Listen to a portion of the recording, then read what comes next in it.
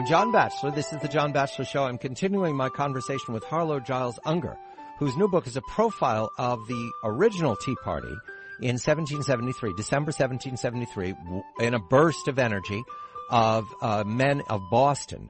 But at the center of it was a dialogue that night in Faneuil Hall between John Hancock, who was the son of a wealthy man, and he himself was a wealthy man. Hancock House was on Boston Green, very prominent until it was taken down in the 1860s.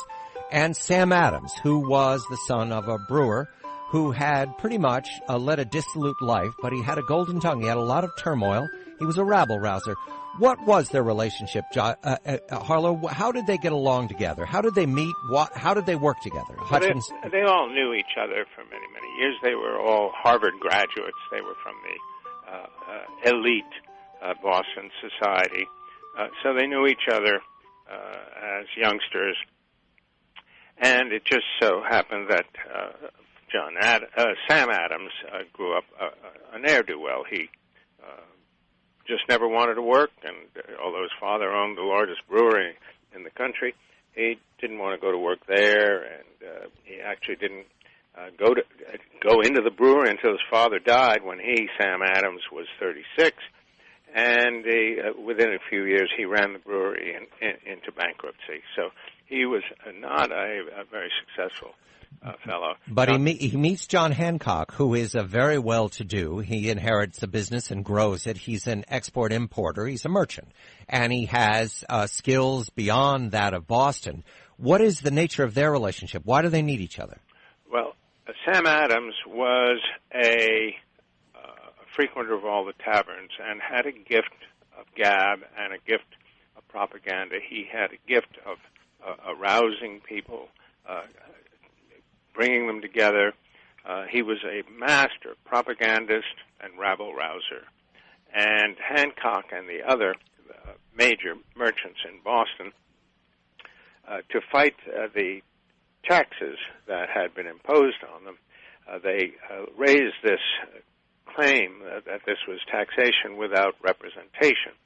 And Adams organized the unemployed dock workers, who were basically just laborers and a lot of hangers-on who were nothing better than thugs, into a mob that rioted under the pretext of protesting taxation without representation. They were all, of course, under the pay of Sam Adams, who in turn was under the pay of the merchants and the lawyers and newspaper publishers of Boston. In September of 1769, a man named James Otis charges in a provoking fashion to challenge British authority, and he's caned to the point where he loses his sensibility. In fact, you refer to him as a simpleton after that. He's very badly damaged.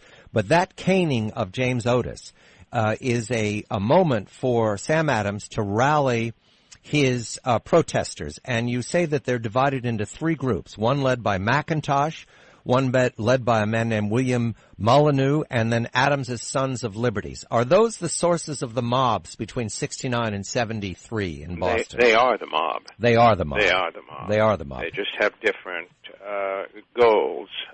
Some were thugs paid to incite the British troops and British loyalists. Others were there to their goal was to intimidate loyalists who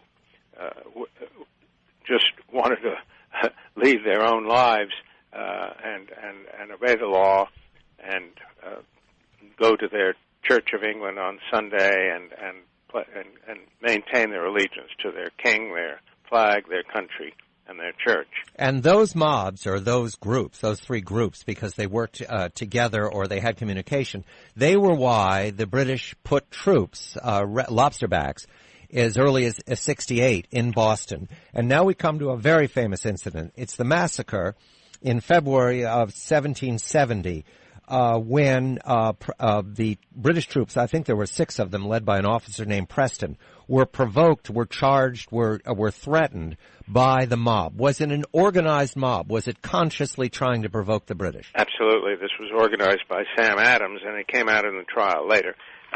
Remember, it was the it was Adams and his mob that called it a massacre. It was not a massacre. This was a mob that threatened those troops, had them cornered.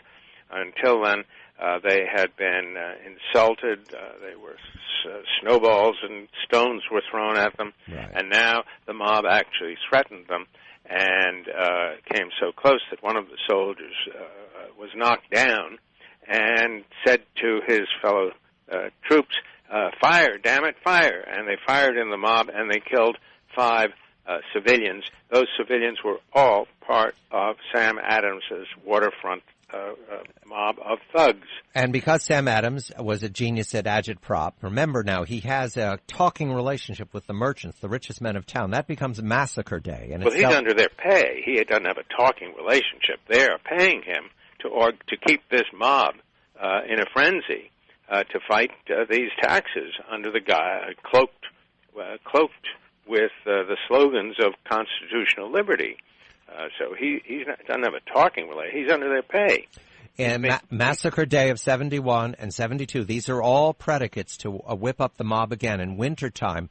There is a point, however, that the Governor Hutchinson, I believe, seeks to persuade John Hancock to come back over to the Crown, and he makes him the captain of a corps of cadets. Well, before that happens, though, you have the trial of those soldiers, Hutchinson, to keep the peace and show impartiality, arrests the lieutenant and his troops and has them jailed and brings them to trial for murder. They are defended by 2 great Americans, Josiah Quincy and John Adams, a cousin of Sam. These are not Tories. These are true Americans, and the jury is made up of American farmers, and the jury acquits the lieutenant and the soldiers of murder, and in the course of the trial it comes out that the mob was incited by Sam Adams. And so the people of Boston were fed up now, and they voted Adams out of office. He was a local councilman. They voted him out of office, and peace returned to Boston. And we should have lived happily ever after under the Union Jack. And in the course of this peace that followed, Hutchinson does indeed heap honors on Hancock and tries to restore civility and succeeds. Succeeds. And so Hutchinson... What happens is that in Parliament you had an angry little group after the repeal of all the other taxes. As a symbol, as a token, they repealed all the other taxes. They kept this silly little tax on tea, which was the most innocuous tax they could think of. The Tea Act of 1773. That had most people didn't drink tea. Tea was drunk by wealthy women as a social thing. Most people drank ale and rum. Nobody drank tea. And the amount of tax on the tea was so little that Parliament said, well, no one will even notice it. Well, the big importers like Hancock noticed it because in bulk it amounted to, by the cup, it only amounted to 1/100th of 1%. In bulk, by the tens of thousands of pounds, it was considerable money. So Hancock and the other merchants begin smuggling in tea to evade the tea tax. They refused to pay taxes. This was all about money. This had nothing to do with patriotism, nothing to do with liberty or independence. And that takes us to that moment, December 16th, 1773, at Faneuil Hall, when John Hancock and Sam Adams and the men who will become the Sons of Liberty make a decision to change history and throw the tea into Boston Harbor. The book is American Tempest, How the Boston Tea Party Sparked a Revolution. Harlow Giles Unger is the author. I'm John Batchelor. This is The John Batchelor Show.